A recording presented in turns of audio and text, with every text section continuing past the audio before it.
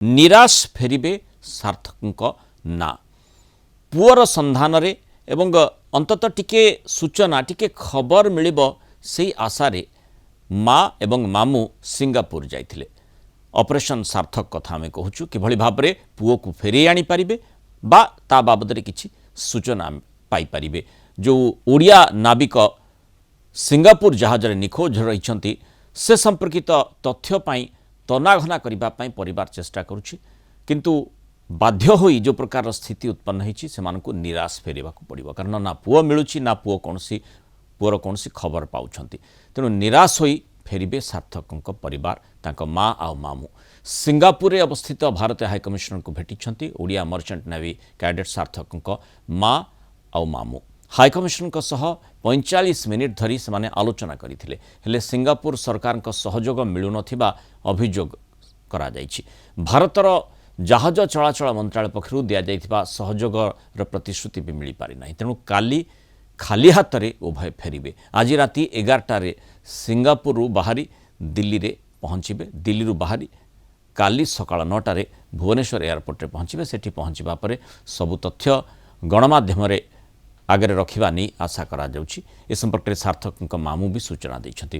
प्राय 15 दिन हैला निखोज अछन्ति भद्रकर ओडिया नाविक सार्थक महापात्र 22 वर्षीय मर्चेंट नेवी कैडेट सार्थक महापात्र गत 3 तारिखरु सिंगापुर पताकाधारी जहाज MVEA जर्सीरु निखोज अछन्ति। शेष थर गत 2 तारिखरे माँ सह सार्थक कथा होइतिले ता परठु तांकर मोबाइल स्विच ऑफ अछि। भारत सरकार वैदेशिक मंत्रालय को ए मामला रे शीघ्र हस्तक्षेप करी खोजिबा कार्य को त्वरान्वित करिबा पई सार्थक परिवार आकुल निवेदन करिसेंति अपेक्षा रहिछि ताकू किंतु से भितरे सार्थक परिवार पक्षरु माँ एवं मामू सिंगापुर जाइथिले गोटे बड़ आशा सेमानक मन रे बोधवे थिला जे किछि ना किछि सहृदयता तो सेठी देखिबा मिलिबो किछि सूचना से माने पाइबे पुओ सार्थक संपर्क रे किंतु किछि भी सूचना से माने पाई नाहंती खाली हाथ रे फेरिबा पई बाध्य होउछन्ति। तो सिंगापुर भुवनेश्वर पहुंचले काली हम 9 टारे पहुंचीबो पहुंचला पर ही मु किछि इन्फॉर्मेशन दे परिबी एवं मना अछि किछि कहिया पे हां काली 9टा सुधा हम पहुंचो आ सकाळ 9 टारे भुवनेश्वर एयरपोर्ट पाखरे पहुंचो आ सेठी हम पूरा सविशेष आपन खोली कर आलोचना करबा नावल एक्सपर्ट विनोद मिश्रा हमसे जोड़ी स्वागत करी श्रुत मिश्रा आलोचना को एभली गोटे मर्मस्पर्शी घटना एवं यही घटना रे जेमती आमे देखुचे माने साधारण भाव में भाविले लगुच केमिति जड़े निखोज हो कारण गोटे जहाजरू एत बड़ जहाज जार चित्र आमे देखुचे साधारणतः क्रूज हो बा बड़ जहाज से निखोज होगा एत सहज हो न थाए आप निश्चय से बाबद द्विमत हे ना जे प्रकृत में गोटे जहाजरू निखोज होगाटी आप किभली भाव में देखुं निश्चित भाव यह गोटे संवेदनशील घटना आपण जो कहले एटा भी सत कथा जे कौन सी जहाज जड़े लोक मिसिंग हो अति सहज नुह कारण जहाज नो डाउट जड़े कमांडिंग अफसर था गोटे कैप्टेन रैंक किंतु प्रतिदिन से दायित्व को जन जन ऑफिसर को डेलीगेट करती जहाँ कह जाए ऑफिसर्स ऑफ द डे एवं से जो ऑफिसर्स ऑफ द डे बा OOD से माने दिन में 2 थर से माने राउंड नियंती एवं मस्टर करती गोटे पार्टिकुलर टाइम रे जहाज मस्टरिंग हुए जे समस्त क्रू मेंबर जहाज उपस्थित अच्छी ना नहीं एटा गोटे मैंडेटरी प्रति जहाज मैंडेटरी इवेन मु तले चाकरी करूथली भी चिल्का रे हमर शोर एस्टाब्लिशमेंट रे भी एटा गोटे मैंडेटरी निश्चय मस्टरिंग हबो आ टोटल रिपोर्ट टा जीव कमांडिंग अफसर को केते बॉर्न स्ट्रेंथ केते ड्यूटी केते प्रेजेंट केते अछंती सिक केते समस्त गोटे गोटे रिपोर्ट प्रतिदिन जाए तेणु सार्थक महापात्र फेब्रुआरी 2 तारिख दिन ता मां को संगे कथा होता ता अर्थ फेब्रुआरी 2 तारिख दिन he was present in the ship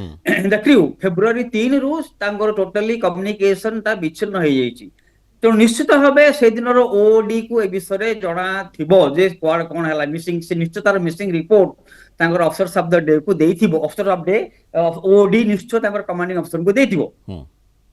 second thing ये जो गोटे ये जो मामला रे हमर भारत सरकार मध्ये टिके बहुत प्रोएक्टिव करिया कथा कारण आमर जो शिपिंग कॉर्पोरेशन ऑफ इंडिया अच्छी हमर गोटे जहाज चलाचल मंत्रालय अच्छी से मंत्रालय भी प्रेशर पकाया कथा इंटरनेशनल लेवल रे एको ए जो इन्वेस्टिगेशन चलती ताको टिके एस्केलेट करिया पई ଆଜି ଗତକାଲି ସାର୍ଥକର ମା ଆଉ ମାମୁଁ ଭାରତୀୟ ହାଇ କମିଶନକୁ ଭେଟିଲେ। ସେଟା ଯୋଉ କହନ୍ତିନି ଶାଗ କାଟି ସାରିଲା ପରେ ବାଳ ବାଛିଲା ଭଳିଆ, ହୁଁ ଏଟା ଲାଭ କଣ? ଆଗରୁ ଯିବା ପୂର୍ବରୁ ସିଙ୍ଗାପୁରରେ ଲ୍ୟାଣ୍ଡ କରିବା ପୂର୍ବରୁ ଏସବୁ ଜିନିଷକୁ ଟାଇପ୍ କରିବାର ଥିଲା, ସୋ ଦ୍ୟାଟ ହାଇ କମିଶନର କିଛି ତାଙ୍କର ପ୍ରେସର କରିଥାନ୍ତେ। ବର୍ତ୍ତମାନ ଜାହାଜ ଏଗେନ୍ ଜେଟିରୁ ଚାଲିଗଲାଣି, ହୁଁ ଜାହାଜ ଆଉଥରେ କେତେ ଦିନ ପରେ ସିଙ୍ଗାପୁର ଫେରିବ ତାର କିଛି ମାନେ ନାହିଁ। ଏ ଭିତରେ ସେମାନେ ବି ଜାଣି, ଜାହାଜର ଯୋଉମାନେ ଅଛନ୍ତି କର୍ମକର୍ତ୍ତା ବା କ୍ରିଉ ମେମ୍ବର ମାନେ ଜାଣି ସାରିଲେଣି ଯେ କିଛି ଗୋଟେ ହେବାକୁ ଯାଉଛି। ସେମାନେ ତ ନିଶ୍ଚୟ କିଛି ତାଙ୍କର ହୋମୱାର୍କ କରିଥିବେ। ତେଣୁ ସବୁ ଜିନିଷକୁ ଦେଖିବାକୁ ଗଲେ ବର୍ତ୍ତମାନ ଜାହାଜଟି ଗୋଟେ ଆଉ ହୋପଲେସ୍ ଯେଉଁଠିକୁ କଣ୍ଡିସନ। ଯିବ ସେଠି ତାକୁ ଟ୍ରାକ୍ କରିବା କେତେ ସହଜ ସାଧ୍ୟ ହୋଇପାରେ? Once again please. ମାନେ ଜାହାଜଟି ଅନ୍ୟ କେଉଁ ସ୍ଥାନକୁ ତ ନିଶ୍ଚୟ ଯାଉଛି, ଅନ୍ୟ ଯେଉଁ ହଁ, ଦେଶ ନିକଟକୁ ଯିବ ସେଠି ତାକୁ ଟ୍ରାକ୍ କରିବା କେତେ ଦୂର ସହଜ ହେଇପାରିବ?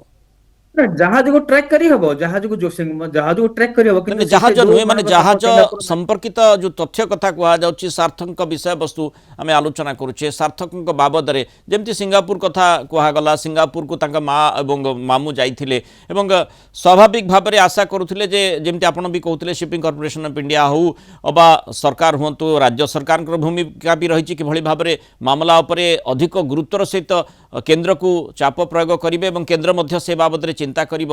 ଓଡ଼ିଆ ନାବିକ ଯେହେତୁ ନିଖୋଜ ରହିଛନ୍ତି, କେଉଁଠି ନା କେଉଁଠି ନିଶ୍ଚୟ ଆତ୍ମଚିନ୍ତନ ଆତ୍ମସମୀକ୍ଷାର ଆବଶ୍ୟକତା ରହିଛି ଯେ କେଉଁଠି ଆମର ଟିକେ ଆମେ ଯେତିକି ଦେବା କଥା ସେତିକି ଦେଲେ ନାହିଁ କି କମି ରହିଛି କି, ଯେଉଁଥିପାଇଁ ସାର୍ଥକଙ୍କ ମା ମାମୁଁ ଖାଲି ହାତରେ ଫେରୁଛନ୍ତି। ଅନ୍ତତଃ ଟିକେ ସୂଚନା ଟିକେ ସୁରାଗ ତ ମିଳିଥାନ୍ତା, ଯେଉଁ କଥା ଆପଣ ଆଶଙ୍କା କଲେ ଜାହାଜ ଅନ୍ୟ କେଉଁ ସ୍ଥାନକୁ ପଳେଇବ। ନିଶ୍ଚିତ ଭାବେ, ଆଜ୍ଞା। ନିଶ୍ଚିତ ଭାବେ ଆମ ତରଫରୁ ସରକାରଙ୍କ ତରଫରୁ ଆମ ତରଫରୁ ରିଆକ୍ସନ ଟା ଟିକେ ହଉଛି, ଟିକେ କମିଗଲା ଭଳିଆ ମତେ ମନେ ହଉଛି।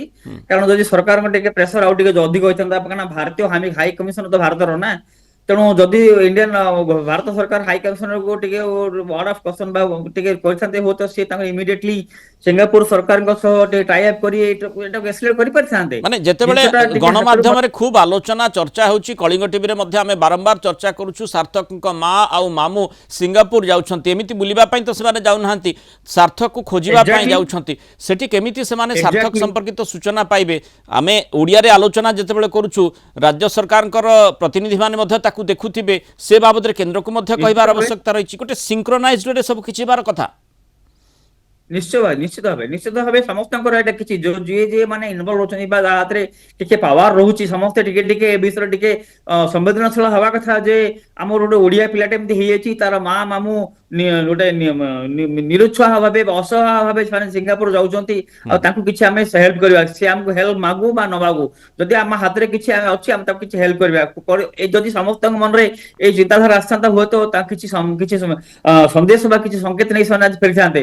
ବର୍ତ୍ତମାନ ଯାହା ମୁଁ ଶୁଣୁଥିଲି ତାଙ୍କ ମାମୁଁ ଫେରି ଅଛନ୍ତି, କାଲି ଆପଣଙ୍କୁ ଭୁବନେଶ୍ୱର ଏୟାରପୋର୍ଟରେ କିଛି ଇନଫର୍ମେସନ ଦେବେ, ତାହେଲେ ନଥିଙ୍ଗ କିଛି ନୁହଁ, ଇନଫର୍ମେସନ କିଛି ପିଲା ମିଳିଲାନି ବୋଲି କହିବେ। କିନ୍ତୁ ବର୍ତ୍ତମାନ ପିଲା ମିଳିବାର ବି ଚାନ୍ସ ଅଛି କି? ହୁଏତ ସେ ଯଦି ଜାହାଜର ପ୍ରତି କେବିନ ପ୍ରତି ତାକୁ ଯଦି ତନ୍ନ କରି ଆମେ ଖୋଜି ପାରିଥାନ୍ତେ, ତାହେଲେ ହୁଏତ କିଛି ସୁରାଗ ମିଳିଥାନ୍ତା।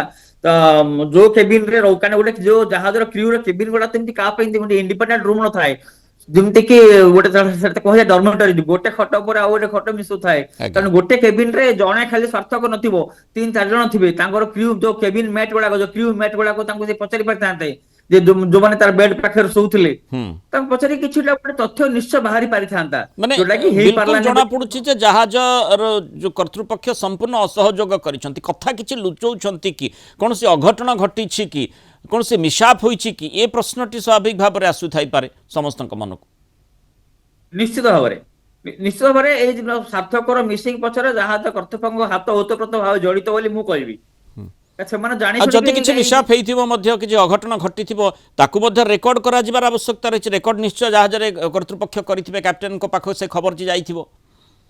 ନିଶ୍ଚିତ ଭାବେ ଯାଇଥିବ। ତେଣୁ ଯଦି ବର୍ତ୍ତମାନ ବି ସମୟ ଅଛି ଯେ ଯାହା ତ ହେଇଯାଇଛି ପ୍ରକୃତ ଘଟଣାଟା ଆଣିବା ପାଇଁ ଆମ ରାଜ୍ୟ ସରକାର ଟିକେ ଇଣ୍ଟରେଷ୍ଟ ଦେଖାନ୍ତୁ, କେନ୍ଦ୍ର ସରକାର ବି ଟିକେ ଇଣ୍ଟରେଷ୍ଟ ଦେଖାନ୍ତୁ, ଆମ କେନ୍ଦ୍ର ଜାହାଜ ମନ୍ତ୍ରାଳୟ ଆଉ ଇଣ୍ଡିଆନ ସିପିଂ କର୍ପୋରେସନ ବି ଟିକେ ଦେଖାନ୍ତୁ।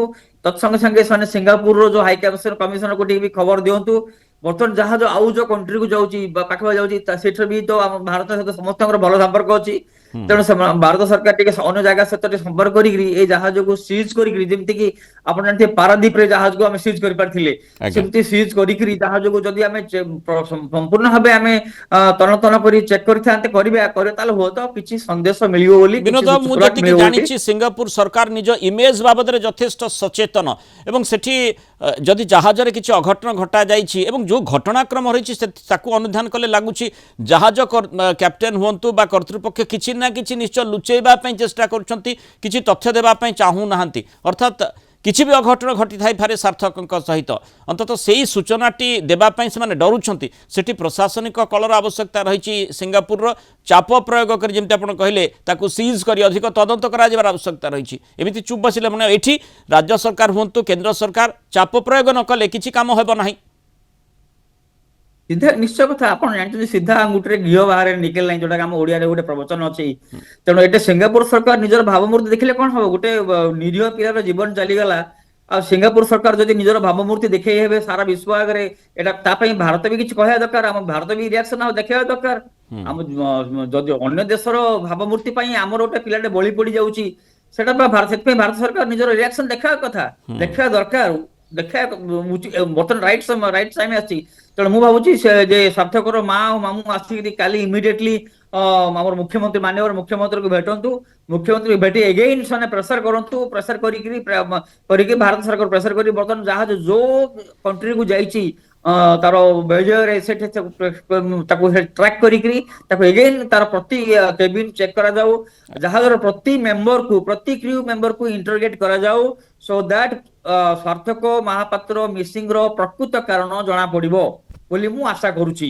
ତେଣୁ କାରଣ ନିଶ୍ଚିତ ଭାବେ କେହି ନା କେହି ଗୋଟେ କ୍ରିଉ ମେମ୍ବର, ଗୋଟେ ସିପିଂ କ୍ରିଉ ମେମ୍ବର ଯେମିତି 5-7 ନଥିବେ, ହାର୍ଡଲି 20-30-40 କ୍ରିଉ ମେମ୍ବର ଥିବେ, 30-40 କ୍ରିଉ ମେମ୍ବରକୁ ଇଣ୍ଟରଗେଟ କରିବା ବହୁତ ସମୟ ଲାଗିବନି ବା ବହୁତ ଦିନ ଲାଗିବନି ବା ବହୁତ ଇଏ ଲାଗିବନି। ସେଥିପାଇଁ ଗୋଟେ ହାଇ ଲେଭେଲ ଗୋଟେ ମିଟିଂ କରି ବା ହାଇ ଲେଭେଲ ଗୋଟେ ଟିମ୍ ଯାଇକି ୟାକୁ ଇଣ୍ଟରଗେଟ କରିବା କଥା। ସାର୍ଥକର ମା ମାମୁଙ୍କ ହାତରେ ଏ କାମ ହେଇପାରିବ ବୋଲି ମୁଁ ଆଶା କରୁନାହିଁ। ତେଣୁ ଗୋଟେ high level team Indian shipping କର୍ତ୍ତୃପକ୍ଷ ଗୋଟେ ହାଇ ଲେଭେଲ ଟିମ୍ ଡେପୁଟ କରୁ, ସେମାନେ ଯାଇକି ସେଇ ଜାହାଜକୁ ପ୍ରକୃତ ଭାବରେ ଇଣ୍ଟରଗେଟ କରନ୍ତୁ, ଯେମିତି ସାଇଣ୍ଟିଫିକ ଟିମ୍ ହଉ ବା ଡଗ ହଉ, ଏମାନେ ତାକୁ ସାର୍ଥକର କେବିନକୁ ପୁରା ଟୋଟାଲି ତାକୁ ଇଏ କରନ୍ତୁ, ତନ୍ନ କରି ଦେଖନ୍ତୁ, ସୋ ଦ୍ୟାଟ ସାର୍ଥକ ମହାପାତ୍ରର ତେଣୁ ଯେମିତି ଚାପ ପ୍ରୟୋଗ କରାଯିବା କଥା, ଯେତିକି ଗୁରୁତ୍ୱର ସହିତ ଏ ଘଟଣାଟିକୁ ନିଆଯିବା କଥା ସେଭଳି ଭାବରେ ସରକାର ବୋଧହୁଏ ନେଇନାହାନ୍ତି, ଯେଉଁଥିପାଇଁ ଆମେ ଦେଖୁଛେ ଯେ ସାର୍ଥକ ଯେଉଁଭଳି ଲମ୍ବା ସମୟ ଧରି ବର୍ତ୍ତମାନ ନିଖୋଜ ଅଛନ୍ତି, ତାଙ୍କ ସମ୍ପର୍କିତ କୌଣସି ବି ସୂଚନା କୌଣସି ବି ସୁରାକ କେହି କିଛି ପାଇପାରୁନାହାନ୍ତି। ତାଙ୍କ ପରିବାର ଚେଷ୍ଟା କରୁଛନ୍ତି, ଯେମିତି ଆପଣ ଆଲୋଚନା କରୁଥିଲେ ପରିବାରଙ୍କ ସକ୍ଷମ ତାଙ୍କ କ୍ଷମତା ଭିତରେ ଆସୁନାହିଁ, କିନ୍ତୁ ସେମାନେ ସ୍ୱାଭାବିକ ଭାବରେ ନିଜ ପୁଅ ମାଟି ଚାହିଁବ ଯେ ମୋ ପୁଅ ସମ୍ପର୍କିତ ଟିକେ ସୂଚନା ମୁଁ ତ ପାଇବି, ତେଣୁ ସେଇଥିପାଇଁ ସେ ଆଶାରେ ସେମାନେ ଦୌଡ଼ି ଯାଇଥିଲେ, କିନ୍ତୁ ବାଧ୍ୟ ହୋଇ ନିରାଶ ହୋଇ ସେମାନଙ୍କୁ ଫେରିବାକୁ ପଡ଼ୁଛି। ଅତ୍ୟନ୍ତ ଦୁଃଖପୂର୍ଣ୍ଣ ବିଷୟବସ୍ତୁ। ପ୍ରକୃତରେ କ'ଣ ସେମାନେ ଆସନ୍ତାକାଲି ଆସି ସୂଚନା ଦେବେ ଏବଂ କେତେ ଦୂର ସାହାଯ୍ୟ ସହାୟତା ସେମାନେ ପାଇଛନ୍ତି, ଏଠି ରାଜ୍ୟ ସରକାରଙ୍କ ହୁଅନ୍ତୁ ବା କେନ୍ଦ୍ର ସରକାରଙ୍କ କଥା କୁହନ୍ତୁ ବା ସେଠି ସିଙ୍ଗାପୁର ସରକାରଙ୍କର ଜାହାଜ କର୍ତ୍ତୃପକ୍ଷଙ୍କର ସେ ସମ୍ପର୍କିତ ସୂଚନାକୁ ନିଶ୍ଚୟ ଅପେକ୍ଷା ରହିଛି। କିନ୍ତୁ ତା ପୂର୍ବରୁ କୌଣସି ନେଡ଼ିଗୁଡ଼ କହଣିକୁ ବୋହିଯିବା ଆଗରୁ ପ୍ରତ୍ୟେକ ସରକାରଙ୍କର ଭୂମିକା ରହୁଛି, ଦାୟିତ୍ୱ ରହୁଛି କିଭଳି ଏଠି ଗୁରୁତ୍ୱର ସହିତ ମାମଲାଟିକୁ ନେଇ ସ୍ୱତଃପ୍ରବୃତ୍ତ ଭାବରେ ତଦନ୍ତ କରିବେ। ବହୁତ ଧନ୍ୟବାଦ ଶ୍ରୀଯୁକ୍ତ ବିନୋଦ ମିଶ୍ର ଆଲୋଚନା ଆମ ସହିତ ରହିଥିବାରୁ, ମତାମତ ରଖିଥିବାରୁ।